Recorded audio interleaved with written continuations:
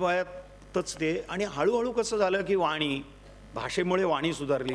त्याच्यानंतर रसांवर आधिपत्य हे प्रत्येक कीर्तनकाराचं असतं. बरोबर. नवरसांवर, म्हणजे ज्यांना संगीत कळतं, शास्त्रीय संगीत कळतं, विद्यावाचस्पती असावं लागतं.